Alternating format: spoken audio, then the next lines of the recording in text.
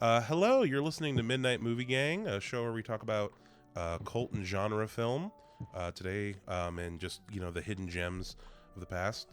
It's 7:15 Night Movie Gang at the moment. My name is LC, and I'm here with my friend Deep D. I'm Deep D, the returning fiend Deep D. The returning twice in a row, because the me and Joseph after me and Joseph recorded the Monkey Man episode. Me and Joseph recorded an Aliens episode, and that is what dropped today. So I guess, and that was recorded last week. So technically, like 2 in a row in our timeline, but not in the listener's timeline. So Deep T, what movie are we talking about today? Actually, before we get into the movies, I have a cup of tea here. We're going to talk about our beverages. I'm drinking Yogi Sweet Tangerine Positive Energy Tea. It supports elevated mood and energy levels, and it's quite delicious. Yogi, please sponsor us. Deep Tea, you want to talk about a beverage that you had today? I did have a beverage today. Actually, I had 2 beverages today because I've been low on energy. I've been getting back into making cold brew coffee. I have a regular coffee maker, but there's something weird about the last batch that I bought, and I feel like cold brew mellows out the flavor a lot more. Mm-hmm. So Facts. cold brew does it for me. Hell yeah! You said you made it yourself. Like, is it like is it a particular brand? Like, I use Pete's Coffee, but I'm not too picky about the brand. Just if it's not terrible. I will say I do go for the luxury brands like Pete's Coffee and stuff ever since I tried buying Dunkin' coffee from the bag and it was just awful. Just inedible. Gotcha. So definitely not gonna try that one. I'm not a huge coffee drinker personally. You ever drink? When I need caffeine, I usually go for Have you ever had yerba mate in the yellow cans? I've heard of it. It's the shit. It's like a really good caffeinated tea. Like it's like energy drinks like Red Bull and Monster give me massive headaches, and then coffee usually gives me the shits. But yerba mate is just the best of both worlds. Like it's a nice even energy. It's not that like crackhead energy. And then also it doesn't affect me negatively. Like it's the best.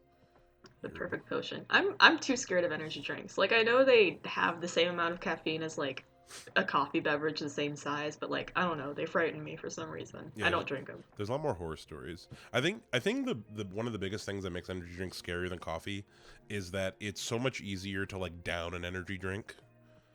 Like That's true. they're usually part of it's because they have so much sugar, and they're not really bitter like coffee. Even when you add stuff to coffee, coffee is still a drink that I feel like for the most part you kind of have to sip. Versus like an energy drink, you can just keep knocking them back. And I feel like the culture of them is like gamers just like with a big stack of energy drinks next to their computers or some shit. But yeah. So let's talk about the movie we're talking about today. Our movie / I guess we're mainly going to talk about the first movie, which I just finished the second movie today. I started it yesterday. I had to pause it in the middle, and then I finished it today, and there won't be much to talk about with the second one, I think. But what are we talking about today, Deep T? The film Lady Snowblood, according to the Wikipedia page you pulled up, came out in 1973. Mm-hmm. It's a Japanese film, starring Meiko Kaiji. Any other relevant details that come to mind? It's badass. Fuck yeah, it is. Yeah. Can I swear on this podcast? Yes, absolutely. I don't think I asked. Yeah, no, absolutely Excellent. swear. I said the shits earlier, man. Oh yeah. Yeah, no, you're good. Yeah, you can say whatever. It's marked as explicit, so if anyone's little teeny bopper decides to listen, then they can't get their parents can't get mad at us. Yeah, then it's the parents' fault. Because it's labeled as explicit. Yeah, no. So relevant information. Yeah, I mean, I was gonna ask you how to pronounce the main actress. How do you pronounce the main actress's name again? Yeah, Meiko Kaji. Meiko. Okay, I was Maiko when I was looking at it earlier. But yeah, no, 1973 movie. I guess important information is that we watched this movie before, or like I watched this movie with you the first time I saw it. But I really wasn't paying that much attention to it, to be perfectly honest, when we had watched it. And also my my taste in movies has changed a lot since that first viewing. Um, and also, I was really, I was in like I've watched a lot more Asian cinema at this point, like martial arts films, samurai movies, and like other stuff now that like I feel like I now have a much better grasp on like what this movie's trying to do. And I also forgot like pretty much everything about this movie for this new viewing I did. And it really hit me hard this time. Like it really like it's a pretty straightforward kind of revenge story just told in a really interesting way. And basically I wanted to ask you, what was the first time you watched this movie? How did you hear about it? What was your kind of first experiences with it?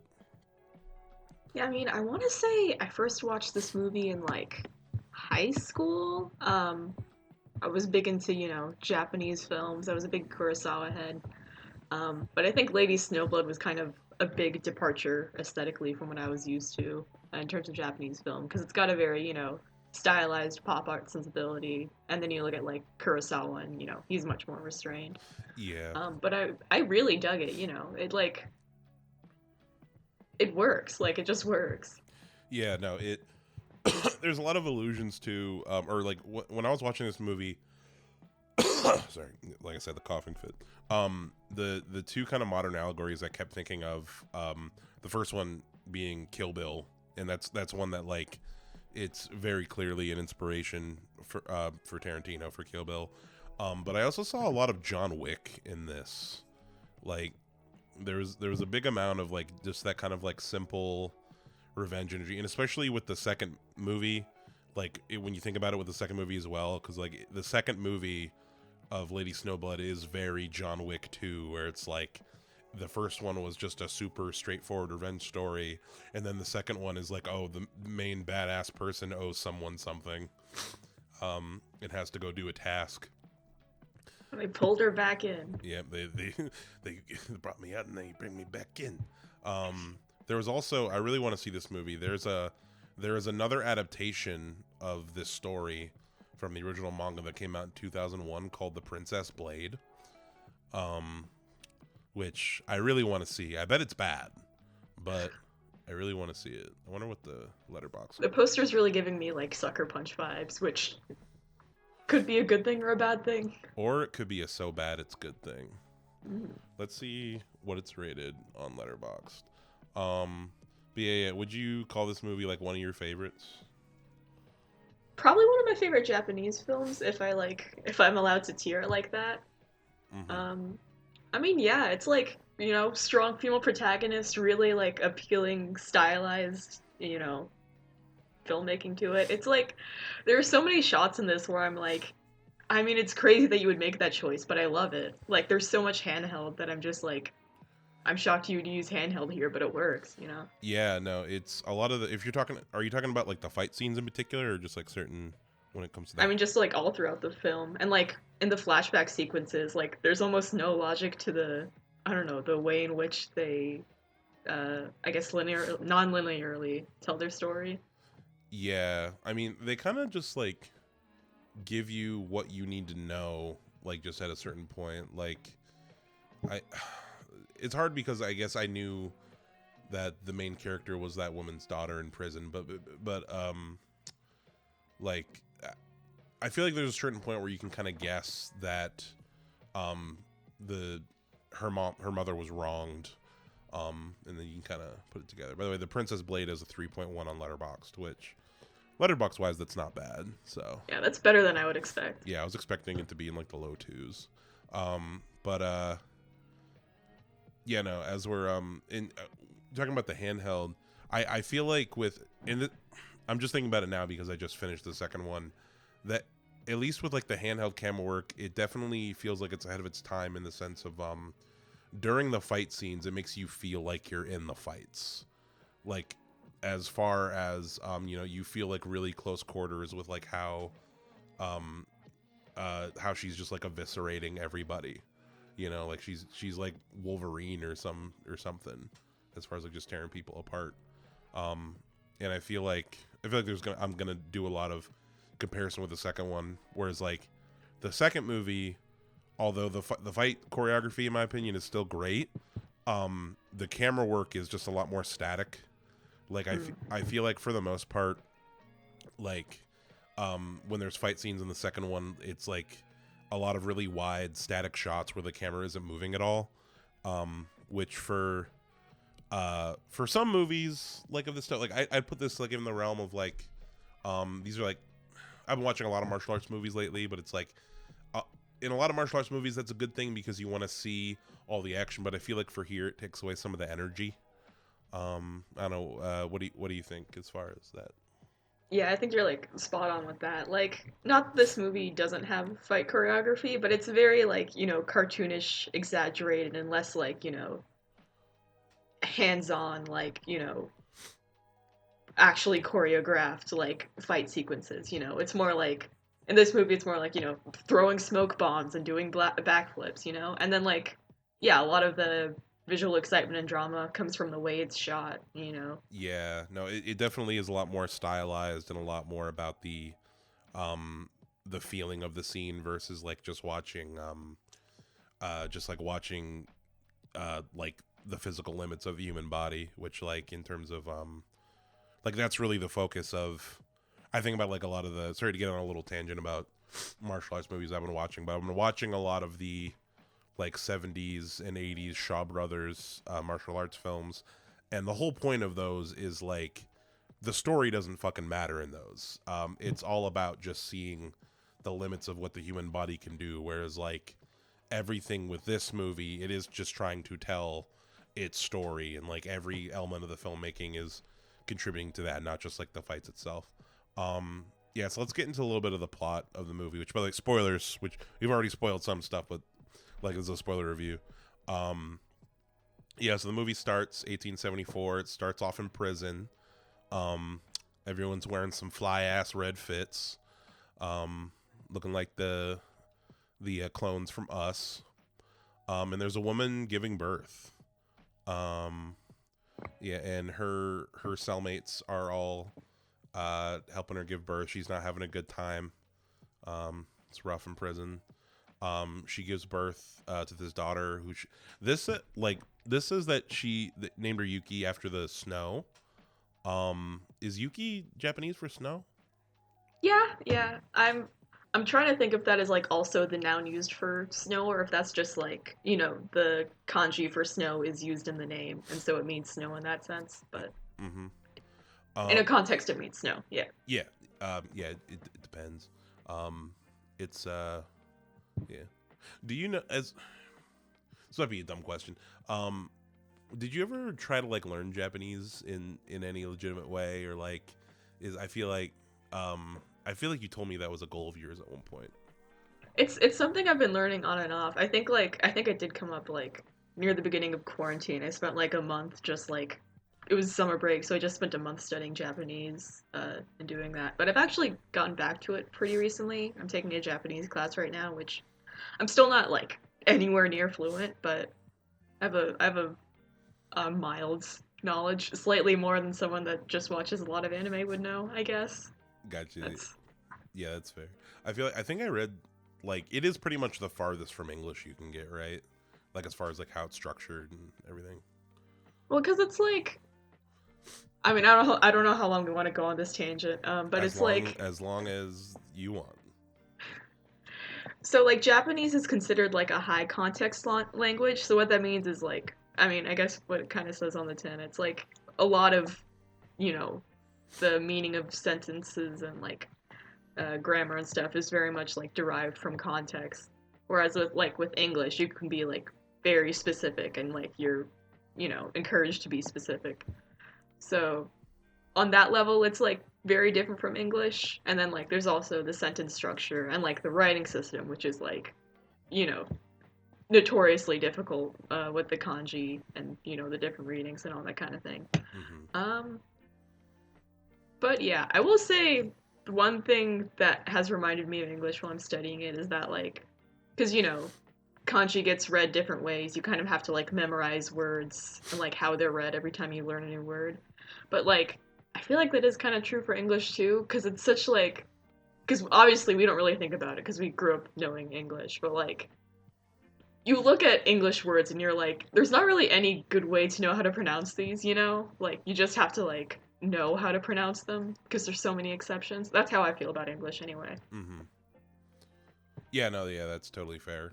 Um, yeah, like I remember when I was in high school, like the only language I took in school is French, and I still can't learn French that well. But like, there's a lot of like the fact that like we have so many words like there, and like your, and that like they all sound the same, spelled differently, but they all just mean such different things. Is something that's like really hard coming from French. And or I remember a big thing that I had difficulty like with learning French is that like that a lot of nouns are gendered, but having to remember like which specific nouns are considered feminine and masculine, and it's just yeah, no, it's I want to at least learn like at least learn a new language before I die, like in totally. Um, but it's tough when you're not surrounded by it. Yeah. Yeah, it does help to like if you do learn another language, you know, one that already has the same script, so you don't have to learn too much more in terms of pronunciation and reading. Mm-hmm. Yeah. I feel like if I watch all the Star Wars movies in their French dubs, maybe it'll help me out. Yeah, no, you'll just soak it in Exactly. like a sponge. Just remember the episode with like La Jedi. I'm pretty sure. But yeah, no, I think the Wikipedia plot is telling it out of it's telling it in the proper order of the story, but not in like what happens. I'm pretty sure the movie opens up with her killing the dudes at the beginning, right? Yeah, it's like the flashback to her mother in the prison giving birth, like you said, and then her killing that one guy, and then she meets up, I think, with some other gangsters that she made or this one gangster that she made a deal with off screen, and then it starts flashing back to her whole backstory or her mother's whole backstory. Yeah. You're right. You're right. It's yeah, she kills this gangster and some of his lackeys in a really cool opening where it's like it's like the movie title suggests, there's a lot of really cool shots in the snow in this movie. And just like I feel like snow is always a really good contrast for like these kind of movies, just because the way the blood stands out like once the action gets going. And it immediately introduces the idea that like our main character, that Yuki is just someone not to be fucked with. And overall just to like show that I feel like one of something that's really a benefit to her, something that she uses to her advantage a lot, is just how much people underestimate her, like just because she's a woman. Yeah. Like it's definitely something that is an important part of her toolkit, I feel. And I feel like in general, I was looking at the Letterboxd reviews and I can't really think of a movie like Asian cinema or otherwise, like Japanese movie or otherwise, before this that really had like a proper like female action hero or like a main character in this kind of movie. Like, can you think of any examples? Yeah, because I'm sure they're out there and like I haven't seen them, but like it's like almost like shocking how like not patronizing this is to her gender. Like Mm-hmm. I feel like it almost never comes up. Like in the like I want to say during the flashback, like her mom's like, I kept praying to have a son so that he could get vengeance for me, but it's a daughter. Oh well, and then it doesn't really like. Yeah, and then it doesn't really touch on it. Yeah, and I mean there are like I feel like everybody. I feel like a lot of people, when she encounters people that she's gonna fight or she's trying to make a deal with, will at first be like,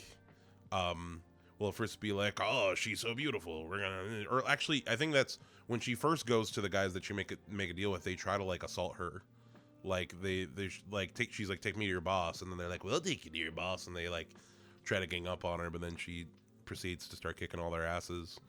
But yeah, no, it is something that like that she as a character doesn't dwell on it. Like I feel like if they made Lady Snowblood, I wouldn't say it wouldn't be right now, but if they made a semi-modern day, like if they made Lady Snowblood 2019, like it would, I feel like there'd be a lot of scenes of her being like, no one respects me as a warrior because I'm a woman type deal, you know. But that's not something that like is brought up. Yeah. Yeah, I like this is a tangent that is also relevant to this gender conversation. Did you get to look at the manga that this was based on? I saw some like I was looking at some like video essays beforehand. I saw some screenshots of it, but I did not. So But the original manga was published in a magazine called Weekly Playboy, which was not a Japanese variant of Playboy, but it was a basically Japanese Playboy. mm-hmm. Um, I remember reading the first chapter of it a long time ago because I was like, I really like this movie. Maybe I should check out the manga.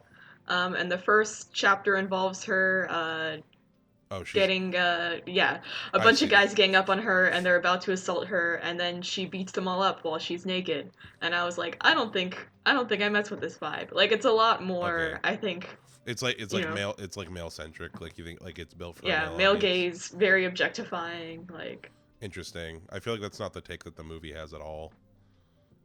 yeah, it's very much like cuz I mean, yeah, her gender comes up and like the possibility of assault comes up, but you're never like she's never like a subject of the male gaze in the sense where you're like objectifying her. Like she's I mean, obviously Meiko Kaji is a beautiful woman, but like besides the fact that they're like, "Whoa, she's a beautiful woman," they never like, Mm-hmm. you're never leering at her. Yeah, and there's never a character that like throughout the movie that actively that actively denies her respect like throughout the movie. Like if there is any character that does say some shit like that, as soon as like she either she they see her kick ass or like she really puts her foot down on something or explains like what her goal is, she immediately gets respect and they kind of don't bring it up again.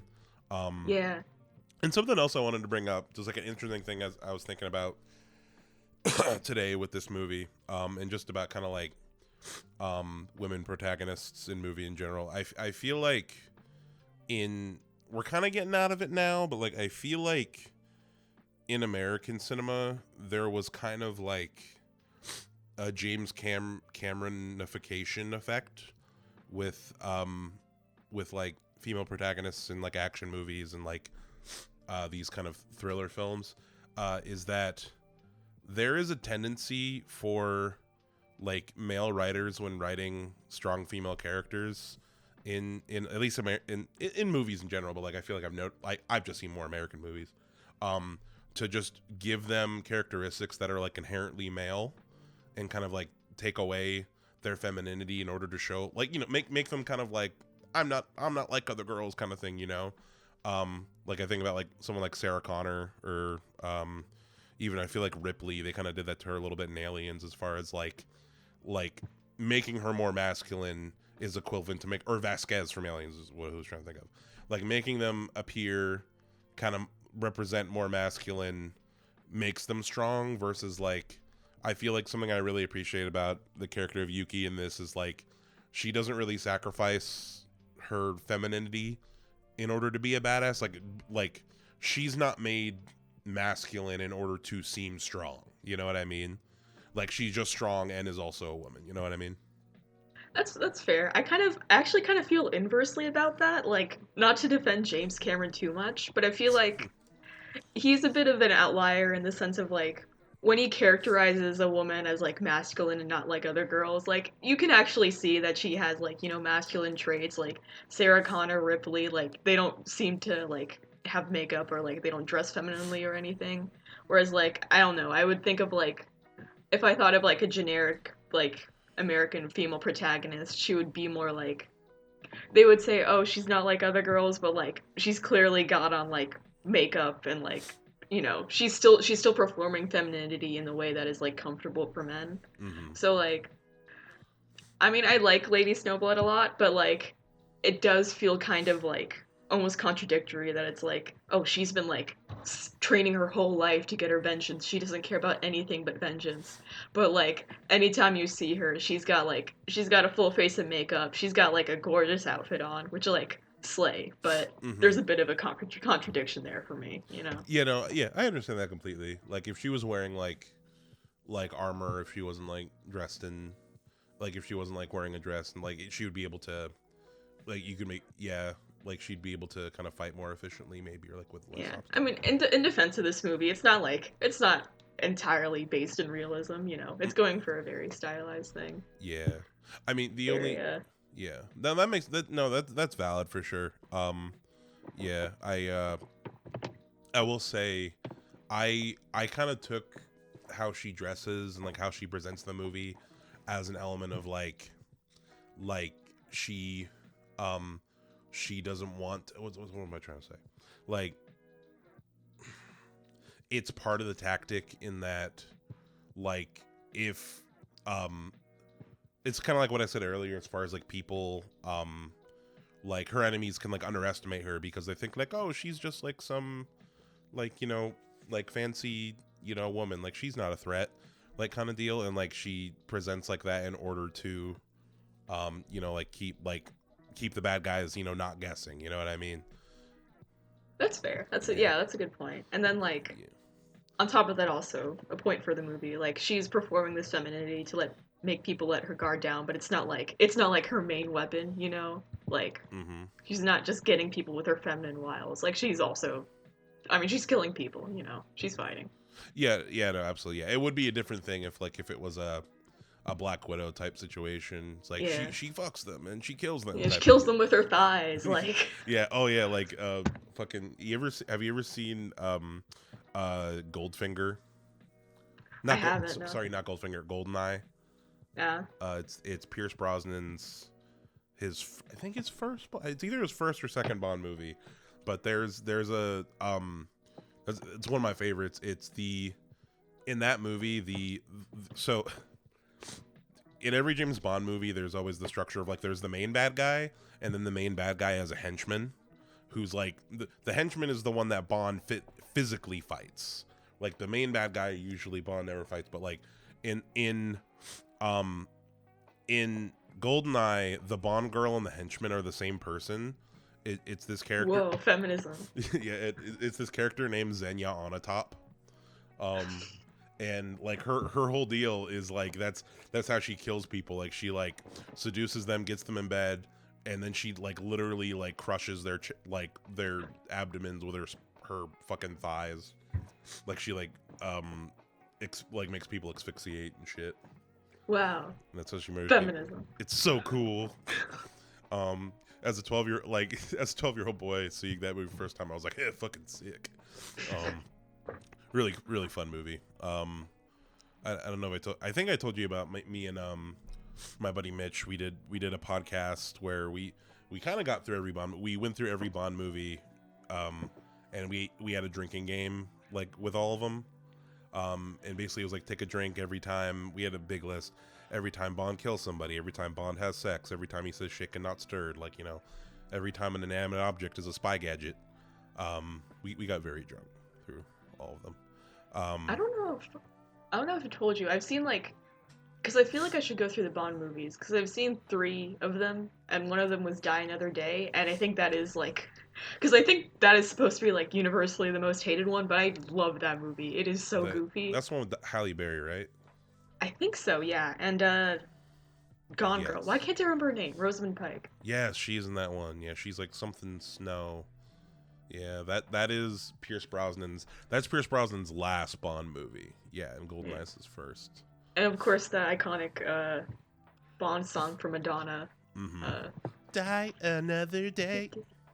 Guess I'll die another day. Miranda Frost.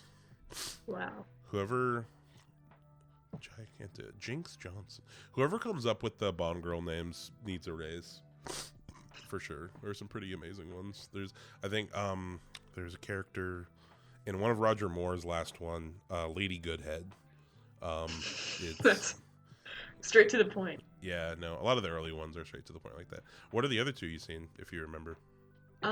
Those were Casino Royale and Quantum of Solace. I watched them one after the other on some flights. Gotcha. Yeah. Yeah. Quantum of Solace is my least favorite one, personally. It's just like boring because like even some of the really bad ones are still fun. Like one of the worst ones is have you heard of Moonraker?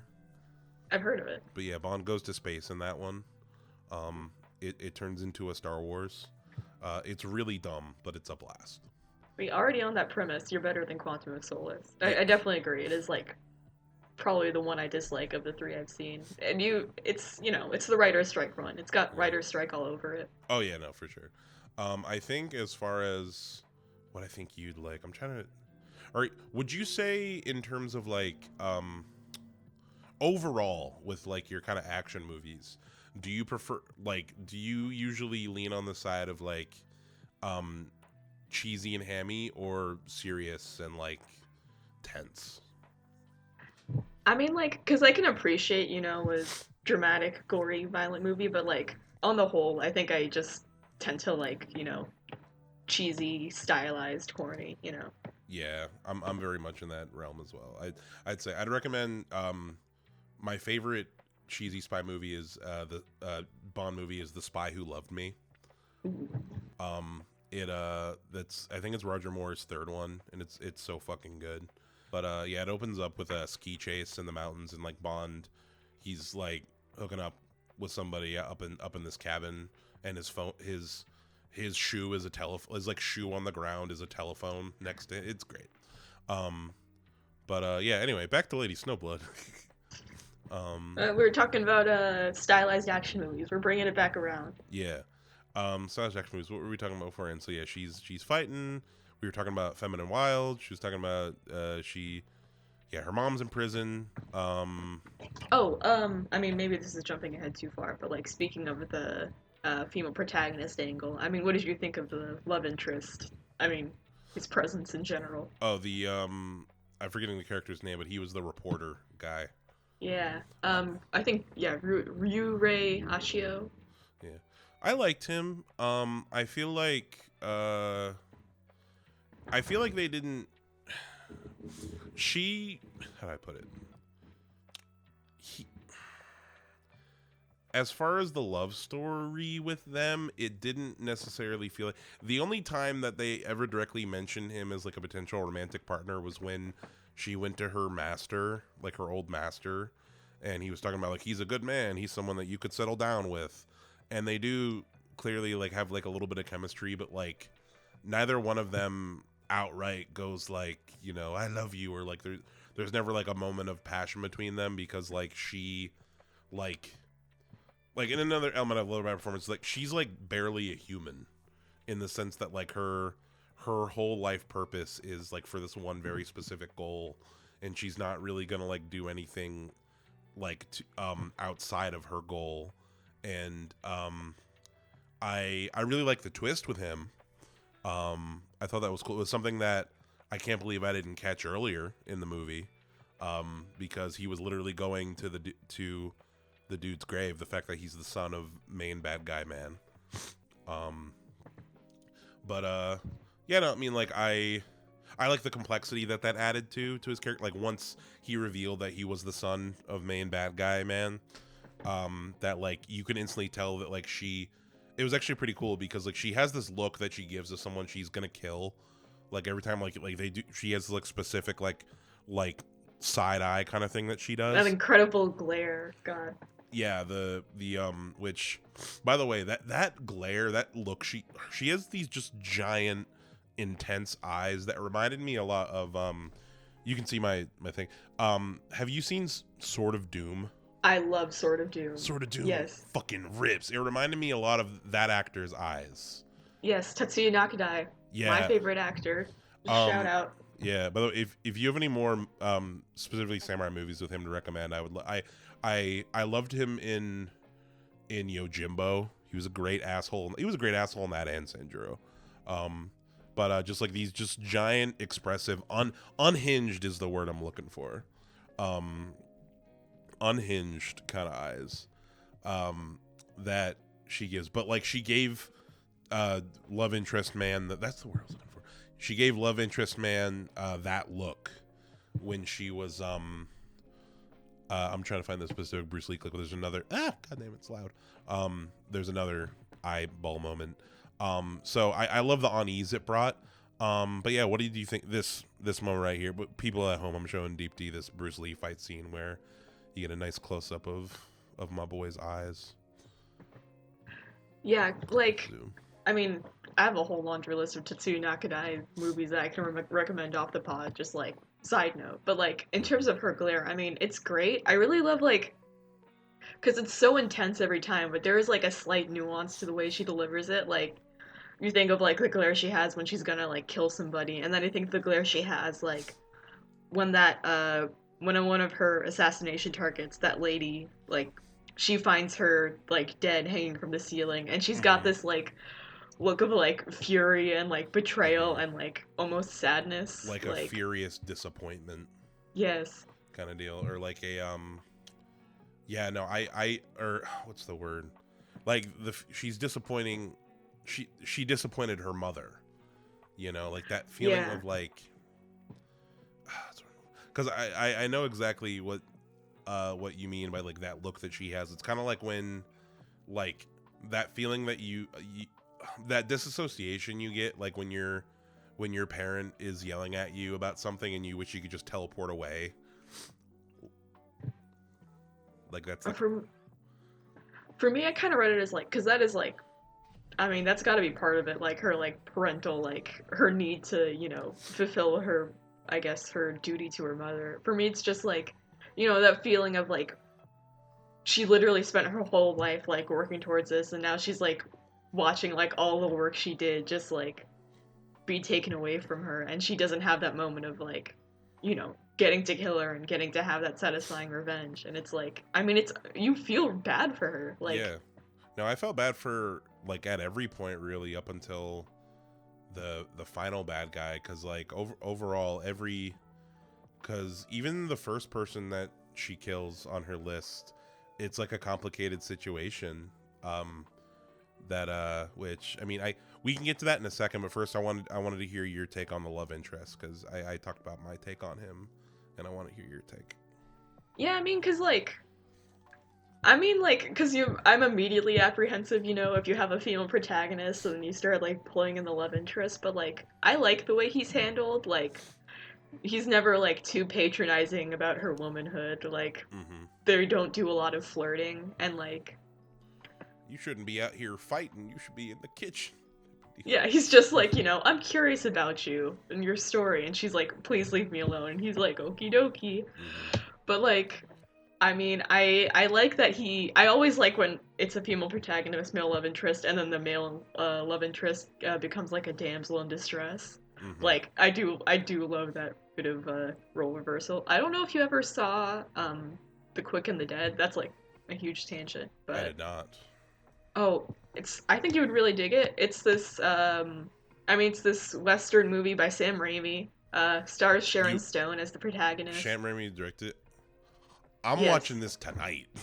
It's I it's I had so fun, dude. I had no fucking idea that he directed a western. I still Yeah, need. because this was like I think like right before he got Spider-Man, I want to say.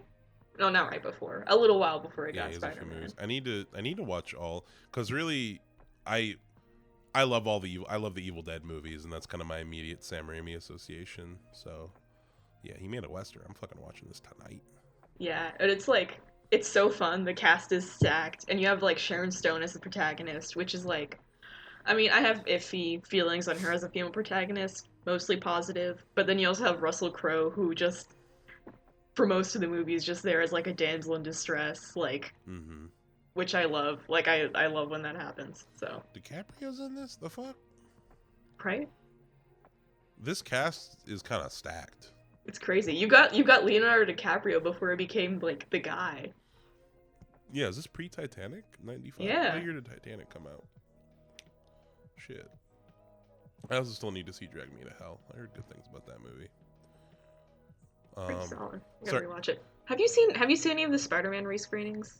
I was going to see. I was gonna go see Spider-Man 2 my birthday, but I was sick. I was sick as fuck. Um, I I have not. I did not. No. I just like. I thought. You know what I am gonna see though. That comes out this week. They're re-releasing Alien in Oh theaters. dang, I Um, didn't know about this. yeah, for a week starting on the 26th.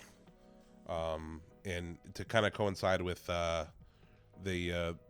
have you seen the trailer for Alien Romulus yet? I think I did, yeah, when you posted it. Yeah, no, yep, they're re-releasing it. No Worldwide is Alien Day. It's for a week following the 26th. Did you go and see any of the Spider-Mans?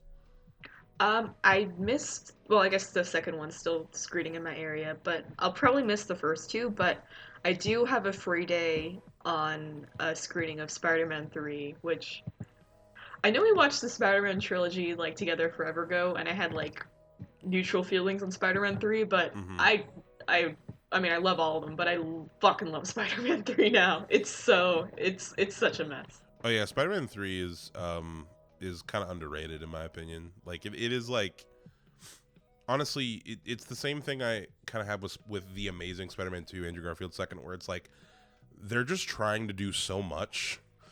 Like they're really trying to put 10 pounds of shit in a 5 pound bag. As far as like they're like there's isn't enough room. Like Venom shows up in the last 10 minutes of the movie. You know? It's so crazy because like so much of the runtime is like dedicated to this kind of like complicated like love triangle like scheme, and then like they spend like the last 15 minutes being like, oh yeah, all the villains have to come together like quick, go go go. Mm-hmm.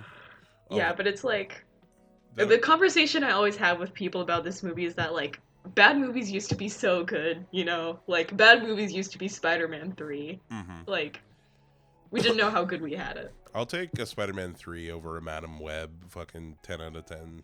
Like God, please. any day. Have you seen Madam Web? I sure have. Oh, it's it's everything wrong with modern with the modern blockbuster. Honestly, as far as like it's funny because I talk to a lot of people about like people who like don't watch movies or like, oh, I'm into theater and forever, like, oh, I don't really.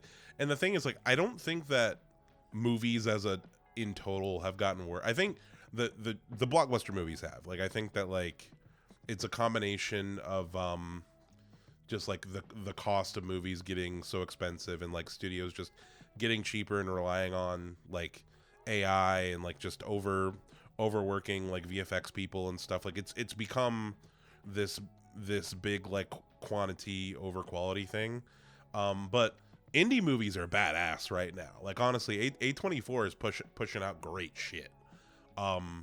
Like I still think that like there are small filmmakers and like even mid-level filmmakers. Like I love what Jordan Peele's doing. I got problems with Christopher Nolan, but I think that he is like really pushing for like actual movies being made. It's but yeah, no, like people just are paying attention to the wrong part of the market. But anyway, are you wait, so Spider-Man 3 is next week. Wait, you said you already saw Spider-Man 3 coming No, out? I intend to see it next week. Yeah, okay, cool. But we watched them way back when, and then I watched them a couple more times after that. Yeah. No, 3 rips. I'm definitely gonna watch that. I'm gonna go back to you brought up the Western, the Sam Raimi Western, and I didn't let you get to the point that you were trying to make with it. Oh Um, yeah, the point I was trying to make was like, it's a badass female protagonist that kind of leads the story, and then you have the male love interest who is like effectively a damsel in distress. I like that role reversal. I'm a mm-hmm. fan of that whenever that happens. Yeah, it's always It fun. comes up minorly, I guess, in Snowblood when the guy gets kidnapped by well, one of the assassination targets. But Yeah, the only woman on the list, Okano. Yeah. yeah, Yeah, no, that, yeah, and it's actually kind of it's funny thing about about Yuki saving him is that she's not even necessarily there to save him. She's really just like, I'm just here for my revenge, and saving you, yeah. I'll just kind of do that on the side, you It's know. it's so funny because yeah, she saves him, but she doesn't even like turn to him to be like, "Are you okay?" She's like, she has one goal, one reason for being here. This is not about him. Yeah, pretty much. There were a lot of moments where I love how unhinged her performance is, because even in that part where she finds the person she's there to kill hanging, like when he walks in like next to her, I kind of half expected Yuki to like in a flash turn around and fucking slice his ass, just because of like how she looked just like so on, just ready to blow. um and I love just all the squibs and like all the violence is so much like she just like cuts her in half while she's hanging there, just in one swipe. That's so good. Just like in my head, I was like, you got to double tap that just in case. Make sure. Yeah, she could come back to life.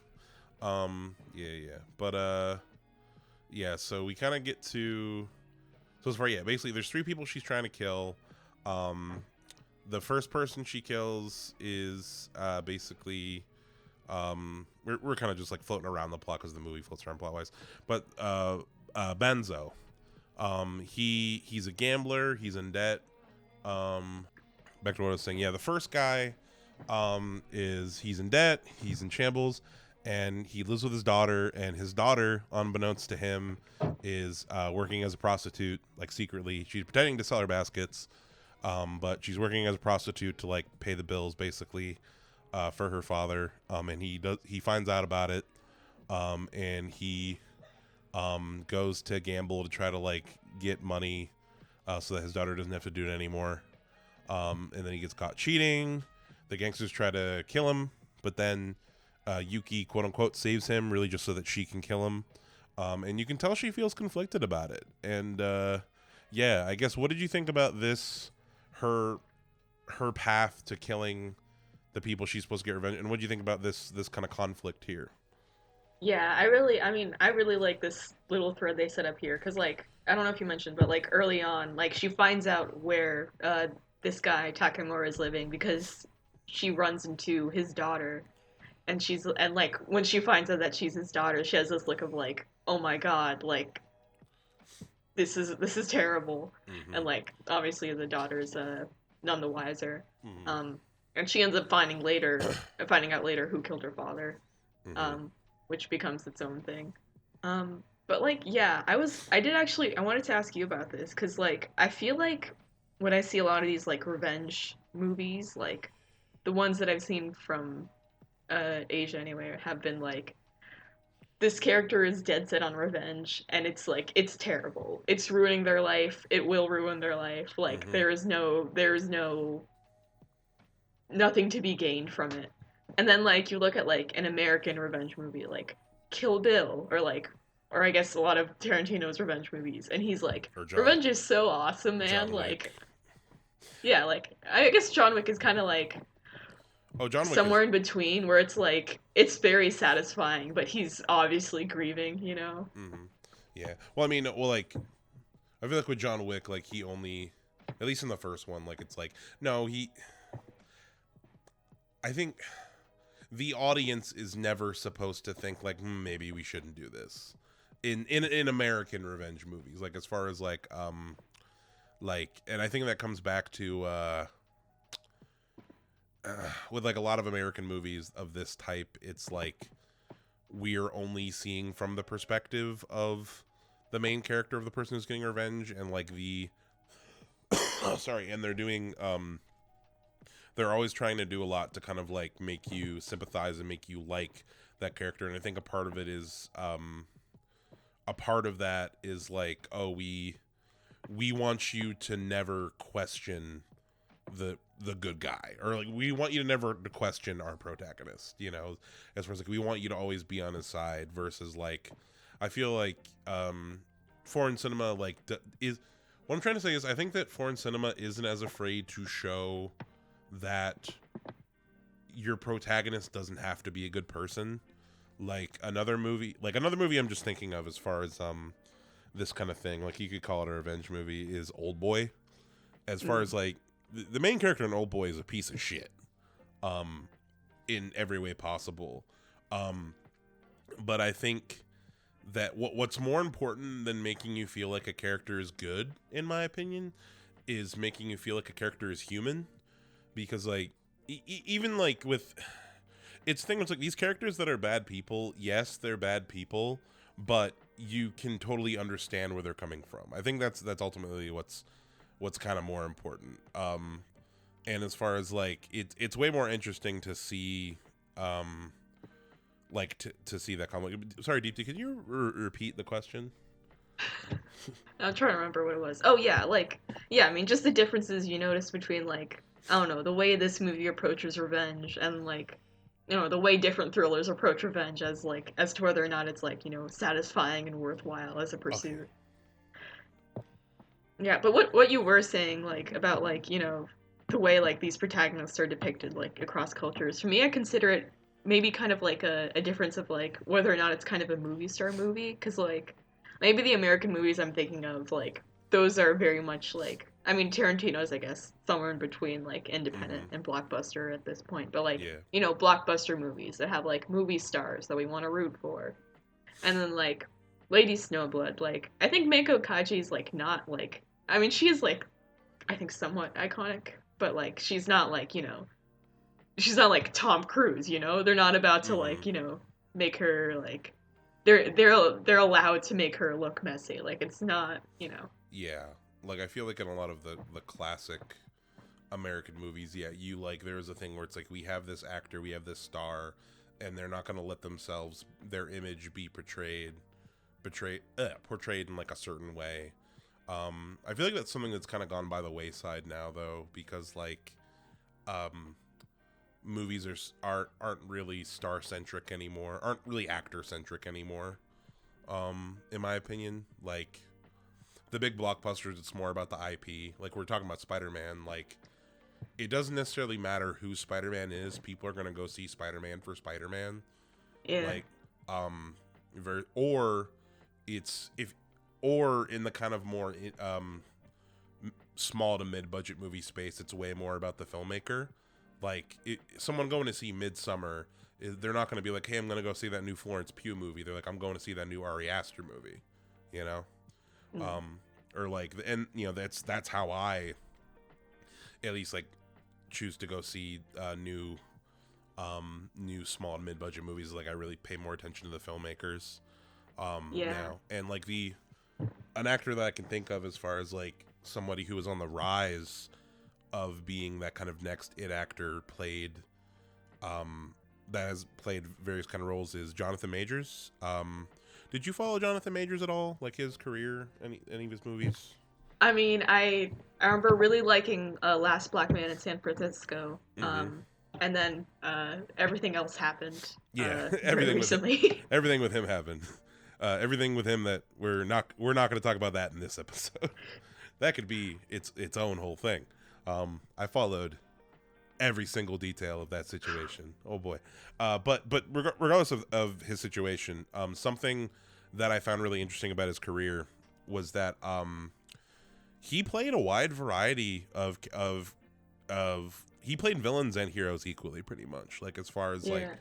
I think about like Creed 3 I saw relatively recently. Like he's the bad guy in that.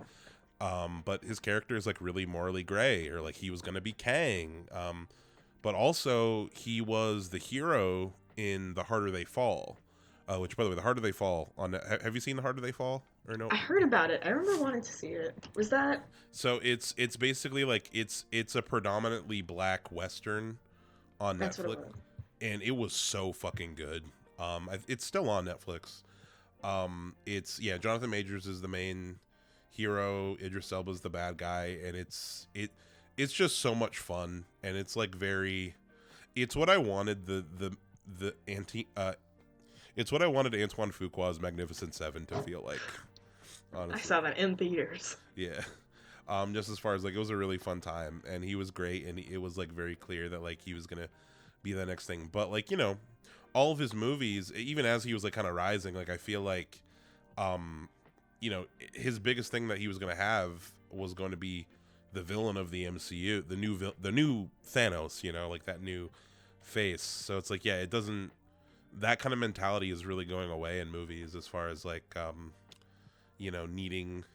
But I think a part of that too is that like I feel like American audiences politically we're not really as into how do I put it, characters that have how do I put it, characters that have like really heroic attribute, because when we talk Like a about very like one-dimensional hero, would you say? no, just like characters, I'm trying to think of an example of like a quintessential American, like okay, look at like someone like Liam Neeson in Taken. Liam Neeson in Taken's a great example. Yeah, like literally retired cop. Yeah. Like retired cop white man who is fighting the sex traffickers and the scary foreign people that are going to like take your innocent white women from America, and like like that caricature of like the American hero for a long time is like what movie audiences or like what media consumption the media consumers in America craved. Like that was like what culturally people the the image that people wanted to follow was that.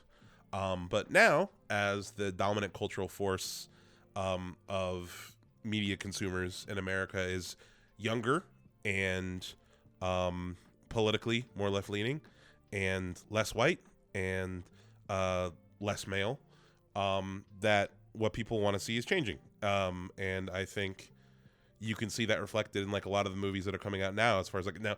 And it sucks that this is the only example that I can think of right now, but like look at like Joker, as far as like it's like it's a character that like I feel like yes it has this incel association, but it's like a character who's like he's just poor and needs healthcare, and that's something that a lot of people can like today can like inherently relate to and like attach themselves to. And like inherently I feel like a lot of the new characters that we kind of see now, or like a lot of the new stories we see now, like even I was talking about Jordan Peele. Nope. Did you see Nope? I did see Nope. Yeah, like Great how picture. yeah, I fucking love Nope. But those two characters, like, oh, they're trying to like save their house, and like they're trying to make money by taking a picture of the UFO, and like it's like a lot of the stories we see now are basically about people just like kind of trying to survive, because that's what pretty much everyone can relate to, once again, I forgot where this started. I'm trying to remember. We were talking about revenge movies, and we're talking about movie stars, and then we're talking about like changing tastes in terms of like whether what kind of movie stars people like, and then Yeah, in general movies they like. yeah, I did want to say about like the movie star, I guess, like I don't know, coming back into vogue, because like you said, we kind of had a good moment there where people were mostly just like going to the movies for IP, but now like I feel like recently, like if you ask like someone on the street, like, "Oh, are you going to see Dune?" They don't think of it as like, because we as cinephiles, we think of it as, "Oh, the new Dune movie or the new Denis Villeneuve movie," but like it's also like the new Timothy Chalamet movie and the new Zendaya movie, which like I want to see that Willy Wonka ride the worm. it's so crazy to me because it's like you have because I do think you have people like that are going to see these like interesting movies for like these young these young hip stars, but it's like it's not like Marvel movies, it's like these I don't know, I guess heightened sci-fi movies. And now you have like Challengers coming out this week, which like that's got young hip people in it. Mm-hmm. So it's like it is interesting. Yeah, I do think we're kind of seeing a change where like people want to go see these movies for these stars, and these stars like thankfully are choosing more complicated roles and not just like Taken 3. And I mean like who knows, maybe like 40, 30 years from now we'll undergo another boomerification and then Zendaya is going to be doing Taken Reborn or something. But for now it's nice to see these people doing like interesting movies that like are the kind of movies that I want to see get made and make money. Yeah, no, absolutely. Denis Villeneuve is another great example of a director making good, like crossing into that high budget phase.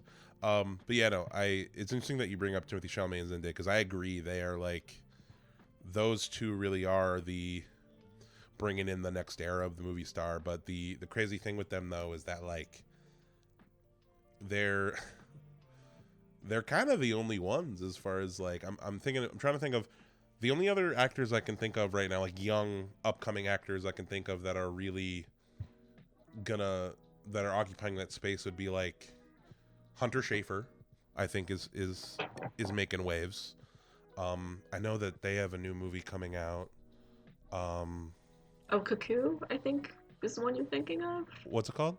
A Cuckoo, and she was also just in the new Hunger Games movie that came out last year. Yes, Ballad of Songbirds and Snakes, which I really like that It is movie. it is interesting that like besides Timothy Chalamet, like yeah, the list I think of like Zendaya, Hunter Schafer, Jacob Elordi, Yeah. Sydney Sweeney. It's all City. Yeah. Euphoria alumni. It's all. It is true. You know what? That makes me. That just made me realize something. Brainwave. Brainwave. That's you.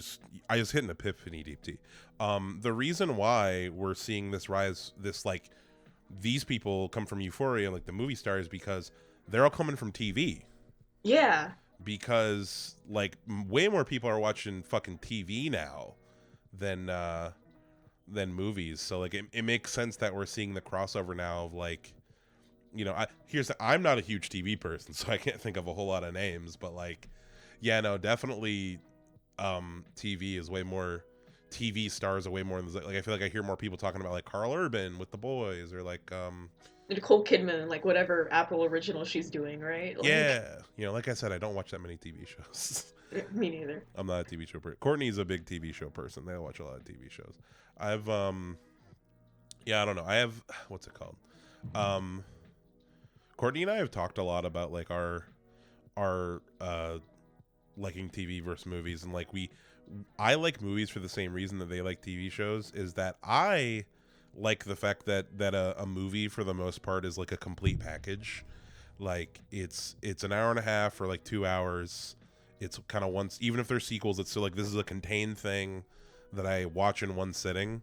Versus like a TV show, I feel like, yeah, the episodes are only an hour, but it's like I I struggle with like, if there's like a TV show that's coming out every week, it's like if I watch a new episode and I like it, I'm like cool, but by the time next week rolls around and a new episode comes in, I already don't care anymore. And then when when TV shows drop season by season, if I can binge it, when do I have time to binge? you know so it's like I don't know, but worse is like No, that is I feel like the same as you. Is like, yeah, if I watch one movie, yeah, I get like a whole story in there, and then like if I start a TV show, even if I know it's really really good, and I think I've watched like more TV in the past few years than I have like before that, but like even if it's really good, I just like the thought of the time commitment to get the whole story is so yeah, daunting. Um, yeah. but sorry, you were saying. No, no, no, no, no. Go on. You can finish. You want No, to finish that was my your point? Okay. complete thought. Like same hat, same Yeah, vibe. no. Whereas like Courtney's perspective is like pretty much flipped, where it's like they feel like watching a movie is such a daunting task because like for the opposite reason, where it's like a movie needs to fit in the whole story. It needs to like, for the most part, like if there's like a movie of something, it needs to like give you so much information in like such a short period of time, versus like a TV show, because they can spread out all that detail over so many more hours. For them, it feels like less work to kind of like, to take an episode at a time and be like, oh, like I'll watch one episode today and I'll come back to finish it tomorrow. But the thing is, I don't like to do things in parts. Like, I feel like I'm a very all or nothing kind of consumer. Like when Spider-Man 2 the game came out, like I rushed through that story in like 2 days. Same thing with God of War Ragnarok. It's like I just need to like get to the end, that way I can I think a big part of it is because like I when I watch a movie, or like when I play a game or whatever, or even like when I need to be in the zeitgeist. Like I need to be watching the video essays about it. I need to be watching interviews with people who are in it and making stuff. And because of that, I need to like have consumed all the content to be able to jump into the extra shit. But that's me. I mean, no, sorry, the zeitgeist that you brought up is like also a very good point, because I mean, like, lots of issues with the binge watching model, but part of it is that like I personally am so bad at binge watching. I like to like stretch out my watches, like when I do have them, like maybe one or two episodes a day, so the fact that like binge watching has me like would obligate me to watch like, I don't know, 12 episodes in a weekend is like not my vibe. Mm-hmm. I ended up catching up with like Succession like right before the final season aired, and like I did like getting to watch that as it aired, because like for the first thing it's like less of a time commitment every week, and for the second thing it's nice to like watch the episode and then go online and then see other people like discoursing or making memes about it. I do Mm-hmm. love that. Mm-hmm. Yeah, no, for sure. Or like, yeah, the memes is actually a really good point too, because like when I go on TikTok and I see people making memes about the Fallout show, it's like I don't know what's going on, but like I don't want to go in there, which is actually ironic because we, right before I got on the call, me and Courtney started the first, we started the first episode of Fallout, because like people that I follow who I generally like respect their opinions are really enjoying the show, so I'm like, okay, I'll give it a shot. Um, Plus, I re-downloaded Fallout 4 and I've been playing that, um, and it's been a good time. I visited home a while back, and my mom, who also works in IT, was telling me about how like all her coworkers are a bunch of gamer nerds that are watching the Fallout series, and I was like, yeah, that sounds right. Yeah, a bunch of guys in IT would be watching the Fallout show. That tracks. Yeah, that tracks. Have you ever played any Fallout games, Deep D? I there was this one winter break where I became like extremely obsessed with Fallout New Vegas. I love that game. Mm-hmm. I haven't played much of the others. I think I played like I don't know 30 minutes of Fallout 4. Yeah, I played 3 for a minute back in the day. I think the first thing I did in 3 was like I blew up the main town, um, and then it kind of like I wasn't able to continue the main plot line, and I was like, oh, okay, now I've got nothing to do. Um, but uh, but I don't know. I feel like I've become such a weird kind of gamer now, where it's like I back in the day when I was able to pay attention to things for a long time, I would be able to just fuck around in like an open world game for a long time. Like I could distract myself and like really just kind of like pick and choose what's interesting to me.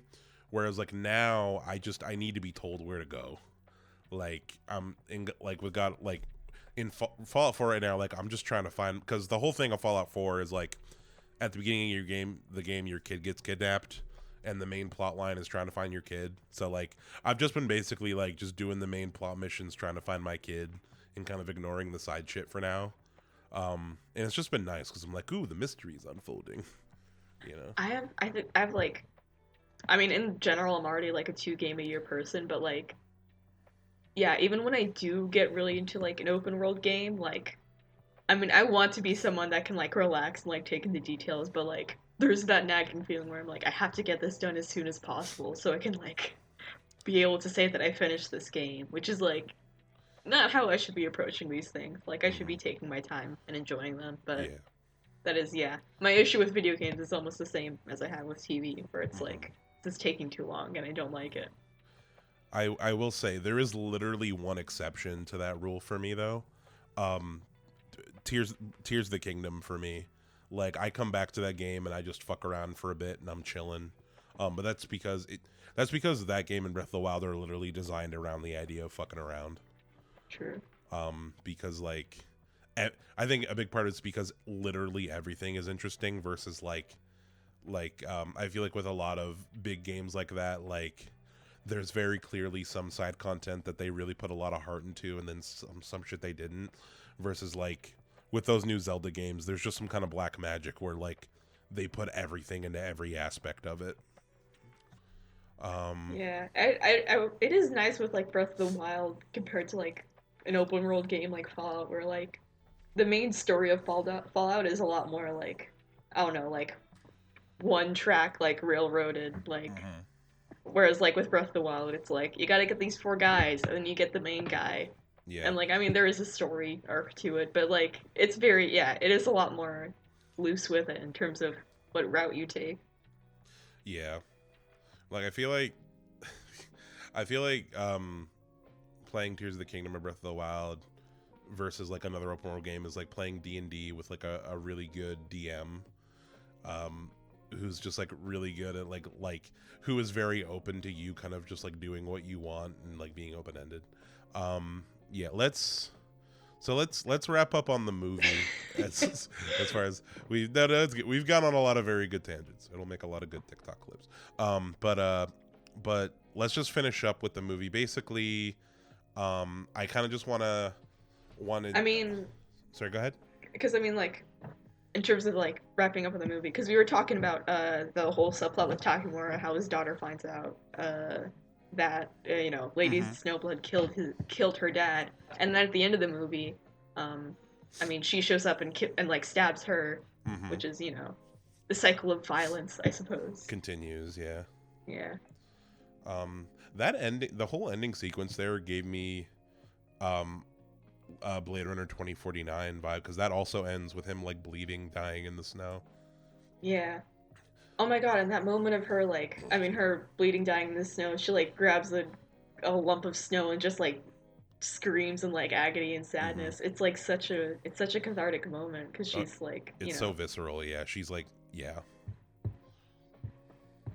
yeah, cuz it's like, like you said, like she's being trained to like, be like a cold heartless machine, but like, the movie like makes sure to mention that like she still has like a bit of compassion and sadness in her. Like she's sad about having to do this to this girl's father, and like mm-hmm.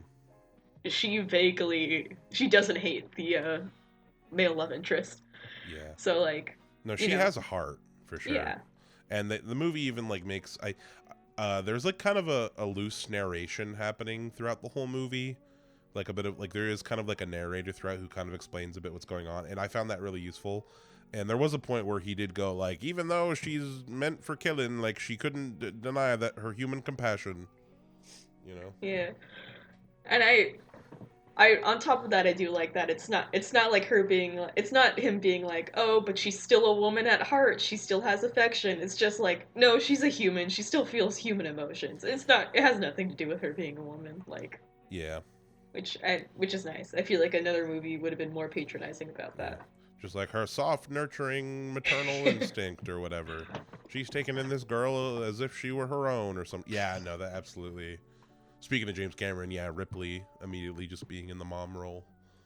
Um, Oh yeah. yeah, I don't want to talk shit about aliens because I really like aliens, but as far as I don't, well then again, James has some stuff going on.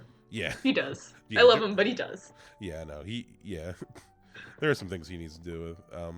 Funnily enough, with our me and Joseph's James Cameron, one of the things I realized is like I used to be an aliens to alien kind of guy as far as like aliens I preferred, but now I very much prefer the original Alien. Um, Really? yeah, no, but I think a part of that is just my taste in movies has shifted a lot. Like, I think a part of it too is like looking at movies. I've gone back and rewatched a lot of movies from my childhood now that really, I think politically don't hold up as much as I thought, or at the very least, I look at movies I grew up with, movies I grew up loving, and realize that like, there are a lot of problematic messages that are really damaging that I just didn't notice as a kid. Mm. Aliens has that. The Dark Knight trilogy has a fuck ton of that. Oh boy. But but I can still appreciate those movies just as like they're still like really well made, and I still have that nostalgia for them. But back to Lady Snowblood. Yeah, so she screams in the snow. It's a great moment. And then she collapses. That cycle of violence continues. Blossom, no, get out of there. But the cycle of violence continues.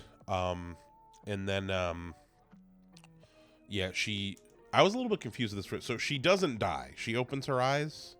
Yeah, there's like what, three fake outs of her like collapsing and like almost dying, but then she like gets up again or she opens her eyes. But yeah, Yeah. she lives. Like the last shot, I guess she opens her eyes and that's Mm-hmm. she's good, I guess. Yeah. There's a, it had me confused when I started up Lady Snowblood 2 because I'm like, because I was like, wait, didn't she die? How is she just like walking around right now? Which, speaking of which, really briefly, do you want to sum up your thoughts on Lady Snowblood 2? Love Song of Vengeance. I kept calling it Lady Snowblood Spirit of Vengeance, like Ghost Rider Spirit of Vengeance, Oh my which god, the crossover with Ghost Rider would go hard. it would go so fucking hard. um, do you want to tell me your thoughts on the second one real quick? Yeah, I mean, it's been a hot minute since I saw it, so like maybe I owe it a rewatch, but like I definitely don't like it as much as the first. It just, yeah, I don't think it has as much of the stylistic juice as the first one. Yeah, Um, I I mean, remember being like, I don't know, bemused by the subplot with like, I don't know, the new guy that they bring in as the, was he a love interest? I don't know. Not really. He was just a guy who was taking care. He was just one of the rebel men. Yeah, I don't know. It pretty much just turned it into like, hey, there's some political fuckery going on, and Lady Snowblood's gonna get involved. And it wasn't really her story. It kind of just felt like a political thriller that Lady Snowblood just happened to be in. And like, just overall, it wasn't. I think overall, the revenge story in the first one is just a better structure for this type of movie than like the kind of like political like thriller they were trying to go for with the second one. And it just wasn't. Also, I mentioned it earlier, but like I feel like the fight scenes and like the visuals overall weren't nearly as interesting as this one. Like it was very kind of quickly. It very much felt like they were just trying to make a sequel to as a cash grab, in my opinion. No, it's lacking. I mean, I will say like conceptually, I like the idea of Lady Snowblood being kind of like a Mad Max character, where she would spend the sequels just like drifting through the countryside, getting into various hijinks and whatnot. But Mm-hmm. Yeah. yeah, I mean, yeah, second movie didn't really live up to the delivery. Yeah, for sure. I definitely prefer the first one. I'm probably not gonna be rewatching the first one for a while. Yeah, I bought the Criterion. Criterion has it's kind of a box. They're both the movies are on one disc, but they Yeah. have like the 2-pack of it, and I bought it, and it's really cool. Yeah, Um, I've gone back and forth on buying it, and part of me is just like, I mean, I don't like the second movie that much, so like, do I need both? I But mean, it's the same. It's the same price as like, it's not sold as like a 2-pack. Like as far it's this when you get the Blu-ray on sale, it's the same price as one. Like it's $20 when it's on sale. mm, Or like during the Criterion sale, which I don't basically, but you can find. I'm just looking at Amazon, like Criterion's go. I got it for cheaper in sale. I got it for like 23, I think. Now it's a little bit high, but like most Criterion's usually on sale on in some sort on Amazon, but during the Criterion month, it's only going to be $20. Is what I'm trying to say. In July. But yeah, so that's that.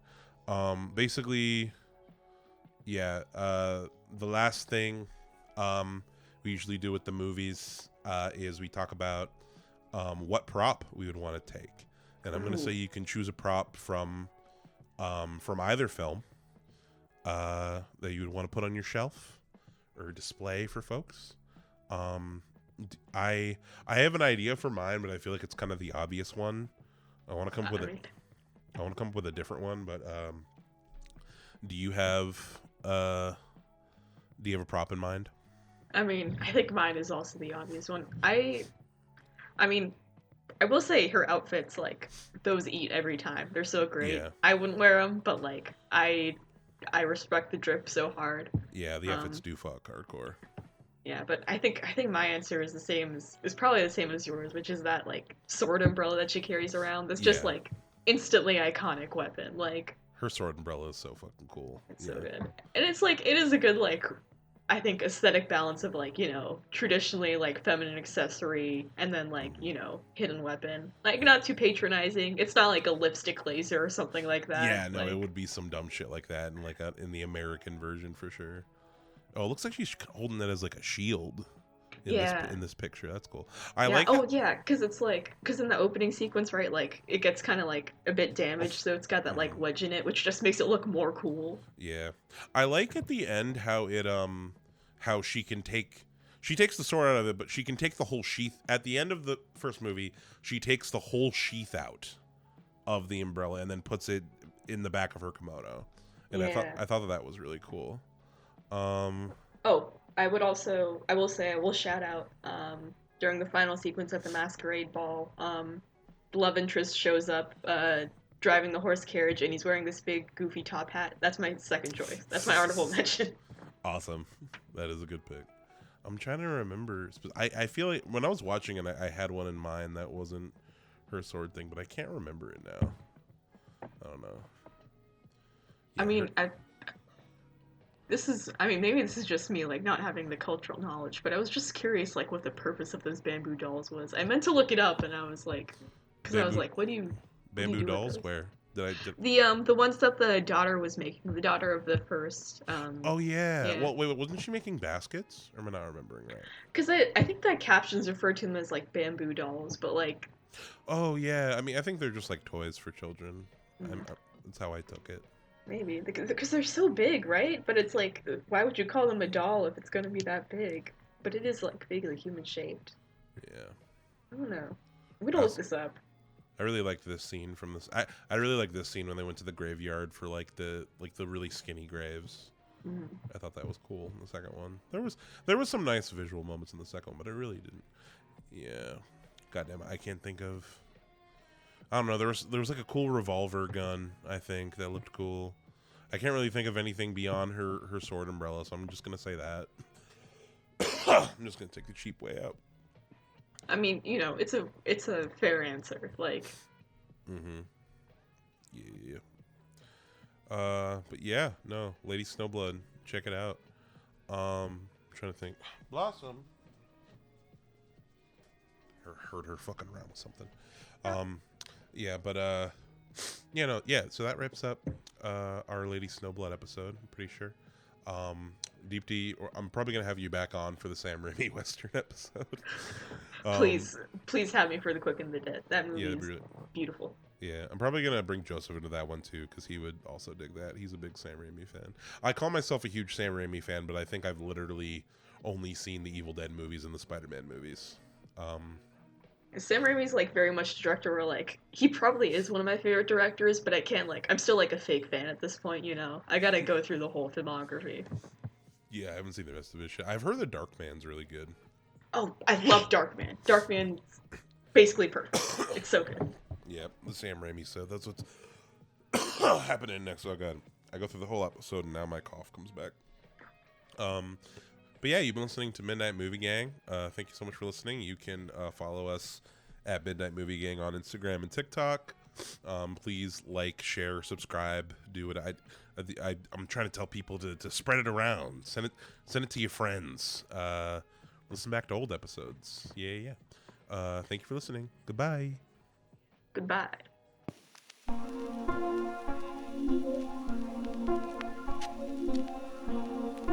So, here we go. With childish frustrations and complexes, the police are searching for James Hunt, believed to be the lover of Miss Williams, and her partner in the horrible murder of Walter. We grant everybody that I'm here to hold on. Oh, please tell me where he's going. Please tell me. Sorry, I don't know. How hopeless could I got in here? 3 tickets to Albany on 6 o'clock train tonight. What do you mean, Special agent, special